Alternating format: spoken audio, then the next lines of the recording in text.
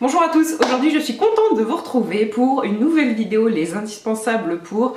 Et aujourd'hui le sujet est crucial puisqu'on va s'attaquer aux indispensables pour un rendez-vous. Alors pas forcément le premier, je vais adapter les produits, en tout cas les conseils par rapport justement au fait que ce soit le premier ou... que la relation se soit un petit peu installée. Mais avant toute chose, en fait, c'est pas une vidéo où je vais vous dire comment vous habiller, comment vous maquiller en vous donnant des produits précis. Je vais donner quelques produits, mais là, le but, c'est plus vous donner des conseils donc que j'ai pu trouver moi-même avec ma propre expérience, ou tout simplement, chose très utile, j'ai demandé à mes amis. Donc, sans plus tarder, on va commencer. Alors premier conseil et non des moindres, c'est ne pas trop se maquiller. Je sais, vous avez envie d'être parfaite et d'en faire des tonnes, mais je peux vous assurer que les garçons, en tout cas la plupart d'entre eux, n'aiment pas forcément les pots de peinture. Premier rendez-vous, maquillez-vous. Certes, moi je vous conseille pas d'y aller totalement naturel, sauf si c'est comme ça que vous vous sentez bien évidemment. N'en faites pas trop, vous pouvez charger vos yeux, mais non plus sans extravagance, sans avoir un smoky qui vous prend la moitié du visage. Donc allez-y avec parcimonie. Et après, bien évidemment, vous adaptez le maquillage selon ce que vous aimez, mais surtout selon ce qui vous met en valeur, puisque le plus important dans ce genre de contexte, c'est d'avoir confiance en soi, donc de se sentir bien, y aller avec des produits que l'on connaît. Ça pareil, un petit détail qui peut peut-être vous sembler anodin, mais en tout cas qui sur moi fonctionne, c'est d'utiliser des produits que vous connaissez. Ne changez pas votre routine. Si vous avez un rendez-vous, donc que ce soit un rendez-vous amoureux ou même un rendez-vous professionnel, en bref, un rendez-vous important, mettez des choses que vous connaissez, des produits dont vous connaissez la tenue, parce que si vous avez confiance en vos produits, vous avez déjà plus de chances d'avoir confiance en vous. Au contraire, si vous y allez avec des produits que vous ne connaissez pas du tout, eh bien, vous pouvez passer peut-être le rendez-vous à vous demander si votre eyeliner n'a pas coulé ou si votre rouge à lèvres n'a pas bavé. Donc, premier conseil, c'était ne pas trop se maquiller et y aller avec des produits de confiance. Ensuite, deuxième conseil, et là c'est exactement ce que je porte aujourd'hui, c'est d'éviter tout ce qui est rouge à lèvres ou gloss. Alors bien évidemment, vous pouvez maquiller vos lèvres, mais allez-y avec des textures sans transfert ou des textures mates et surtout peut-être éviter les couleurs trop vives. Même pour un rendez-vous professionnel d'ailleurs, je pense par exemple que passer un entretien avec un fuchsia, c'est pas forcément la meilleure option. Vous pouvez mettre une couleur qui met en valeur vos lèvres, par exemple un vieux rose, donc quelque chose qui certes va se remarquer, mais qui va rester quand même plutôt naturel. Encore une fois, c'est à adapter selon ce que vous aimez porter et ce qui vous met en valeur. Et pareil, évitez tout ce qui est gloss, en fait tous les rendus un petit peu collants. Je vais pas vous faire de dessin, mais je sais que personnellement, un signal que je peux envoyer lorsque je suis avec quelqu'un, c'est si je porte un rouge à lèvres. C'est-à-dire que si je viens vous voir avec un rouge à lèvres très rouge et très voyant, clairement vous êtes mon ami et je n'attends rien de vous.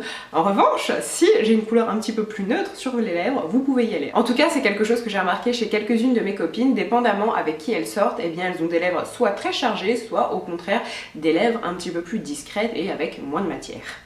D'ailleurs, troisième conseil, on va rester sur les lèvres et c'est d'ailleurs pour ça que je vous montre mon menton puisque tout est parfaitement logique.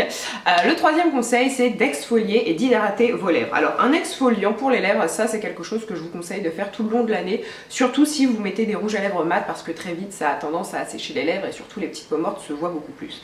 Donc pour un exfoliant, vous pouvez soit le fabriquer vous-même, vous mettez un tout petit peu d'huile et du sucre et ensuite vous venez masser vos lèvres soit du bout des doigts, soit avec une brosse à dents, à vous de voir, c'est très efficace. Ou alors vous pouvez acheter des exfoliants tout prêts, celui-ci vient de Primark, je sais que Lush en font aussi d'ailleurs, ils sont comestibles et en général ils ont des goûts plutôt sympas, donc à vous de voir. Et une fois que vos lèvres sont bien exfoliées, vous les hydratez. Alors pour les hydrater, vous avez le choix avec les Labello, tous les produits que l'on retrouve en grande surface. Moi en ce moment je teste celui-ci de la marque L'Occitane et je l'aime beaucoup, je trouve qu'ils sont très efficaces. Exfoliez vos lèvres et surtout hydratez-les pour avoir les lèvres méga douces et méga souples. Puis autre chose qui est indispensable selon moi pour un rendez-vous, c'est des chewing-gums. Alors peut-être éviter effectivement de mâcher un chewing-gum de façon tout sauf classe pendant tout le rendez-vous, hein, c'est pas terrible, mais quand même pensez à avoir des chewing-gums dans la poche, ou alors des sprays un petit peu mentholés, ça c'est à vous de voir. Je sais que personnellement j'ai toujours des chewing-gums dans mon sac.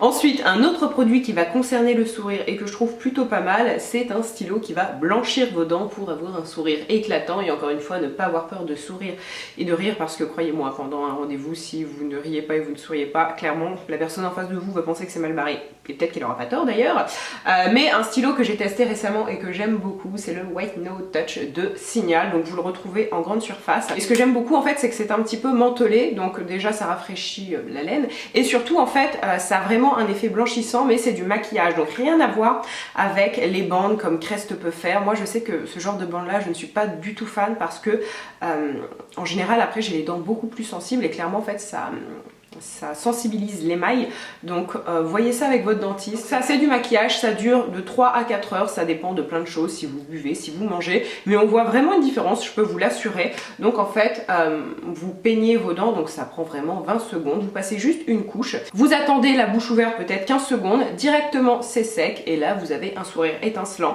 Donc voilà, pour avoir confiance en soi et des dents un petit peu plus blanches qu'à l'habitude, c'est vraiment pas mal du tout.